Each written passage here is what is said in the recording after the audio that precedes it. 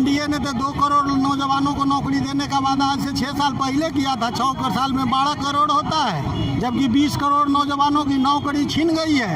इस राज्य में बेरोजगारी चरम पर है। इतनी बेरोजगारी इस देश में, इस राज्य में कभी नहीं रही है, और उनको जनता की समस्या से कभी कोई मतलब नहीं रहा है। वो तो इधर इधर की बात करके जनता को मेन जो मुद्दा है उससे भटका के वोट लेते हैं। उनको काम से क्या मतलब है, जनता की समस्या से क्या मतलब है। मिलिटेंट आपका स्वागत है। मिलिटेंट की टीम इस वक्त सीतामढ़ी विधानसभा क्षेत्र में मौजूद है। यहाँ पर सुनील कुशवाहा जी प्रचार प्रसार कर रहे हैं। आरजेडी के प्रत्याशी है सुनील कुमार कुशवाहा जी हमारे साथ हैं, इनसे बात करें। जी, क्या जनता के बीच क्या लेकर जा रहे हैं आप सर, क्या मुद्दा है? सबसे पहले तो सीतामढ़ी की जनता को आपके माध्यम से आदाब, नमस्कार, सलाम, प्रणाम करते हैं। और इस बार जो इस राज्य में जो चुनाव हो रहे हैं, बेरोजगारी सबसे बड़ी समस्या है, महंगाई सबसे बड़ी समस्या है, भ्रष्टाचार सबसे बड़ी समस्या है, किसानों की समस्या है, मजदूरों की समस्या है, शिक्षा की समस्या है, और उसके साथ साथ सीतामढ़ी की भी जो समस्या हमने पिछले 5 वर्षों में जो लोगों के बीच काम करने का काम किया है। 5 वर्ष में हमने सीतामढ़ी को इंजीनियरिंग कॉलेज दिलाया है, सीतामढ़ी में विधानसभा में मेडिकल कॉलेज कराया है, अंचल कार्यालय और ब्लॉक कार्यालय को एक जगह कराया है, सभी प्राथमिक विद्यालयों, सभी मध्य विद्यालयों, सभी मदरसा, सभी संस्कृत विद्यालयों में बच्चों के पठन पाठन के लिए डेस्क बेंच और पुस्तकें देने का काम किया है। बाबा साहब भीमराव अम्बेडकर की प्रतिमा, हमको पूरे दावे के साथ कहते हैं कि पूरे बिहार में वैसा सौंदर्यीकरण बाबा साहब के प्रतिमा का कहीं नहीं होगा, वैसा हमने अपने विधानसभा क्षेत्र के डुमरा में कराने का काम किया है। हमने अपने विधानसभा क्षेत्र के सैकड़ों सड़कें बनवाने का काम किया है। अभी आप जहां खड़ा हैं उसके अगल बगल बसवरिया चौक से अंसारी टोला, वहाँ भूभैरो कांटा मतलब ENH जो SH है उससे लीची बागान, वहाँ भैरव कोठी से डुमरा, एक हमारा सड़क और है जो अभी कार्य शुरू हो गया है। मतलब इस तरह से सैकड़ों सड़कें। एनडीए ने 19 लाख नौकरी देने का वादा कर दिया क्या? एनडीए ने तो 2 करोड़ नौजवानों को नौकरी देने का वादा आज से 6 साल पहले किया था। 6 साल में 12 करोड़ होता है, जबकि 20 करोड़ नौजवानों की नौकरी छीन गई है। इस राज्य में बेरोजगारी चरम पर है।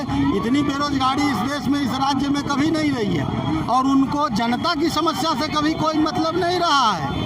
वो तो इधर इधर की बात करके जनता को मेन जो मुद्दा है उससे भटका के वोट लेते हैं। उनको काम से क्या मतलब है, जनता की समस्या से क्या मतलब। दूसरी बार आप जीत के जाएंगे, सबसे पहली प्राथमिकता क्या होगी आपकी? सबसे पहली प्राथमिकता सीतामढ़ी का रेलवे ओवरब्रिज होगा। मैं लगातार 5 वर्षों से इसके लिए प्रयासरत रहा हूं, लेकिन ये डबल इंजन की सरकार के फेर में, भारत सरकार और राज्य सरकार के फेर में फंसा हुआ रहा है। मैं सीतामढ़ी की जनता से वादा करना चाहता हूं, अगर बिहार में महागठबंधन की सरकार बनेगी, जो बनना तय है, तो निश्चित रूप से बिहार सरकार के संसाधन से इस रेलवे ओवरब्रिज को पहले बनवाने का काम करेंगे। दूसरा, सीतामढ़ी का जो रिंग रोड है उसकी हालत खराब है, उसको ठीक कराएंगे।